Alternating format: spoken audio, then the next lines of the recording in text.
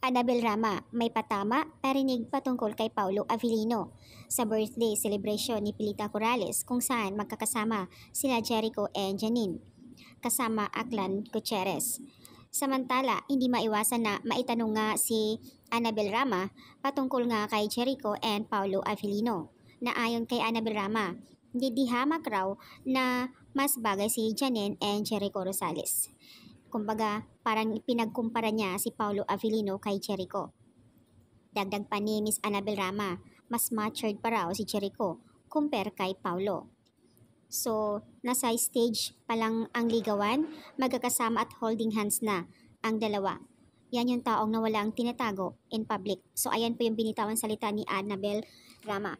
Samantala, doon po sa sinabi niya, marami ang nag-react na sinasabi nila na huwag ikumpara si Paulo Avellino and Jericho Rosales dahil magkakaiba naman sila. At dito naman kay Janine Gutierrez, talaga namang andoon naman din si Annabel para magbigay komento. Ayon nga sa iba, wag na lang daw sana ipagkumpara si Jericho and Paulo kung mas beat nga si Jericho. Nag-assume na nga kasi agad sila na may relasyon ang Paunin, which is magkakasama lang naman sila sa movie. Kasi nga guys, doon mismo sa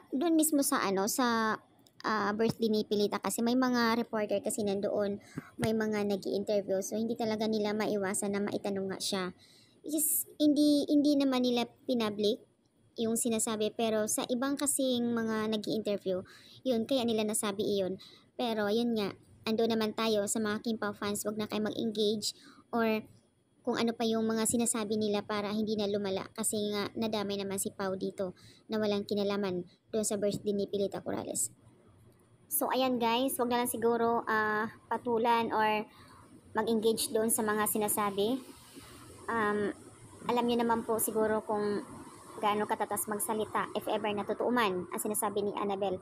Pero kasi marami nang nagbigay komento or nagko-content about doon sa kanila kasi nga yung ibang reporter, yung ibang mga nandoon mismo sa birthday ni Pilita Corrales. Kaya hindi natin maiwasan na ayan, iko-content nila kasi nga na-prove, andoon sila nung pangyayari.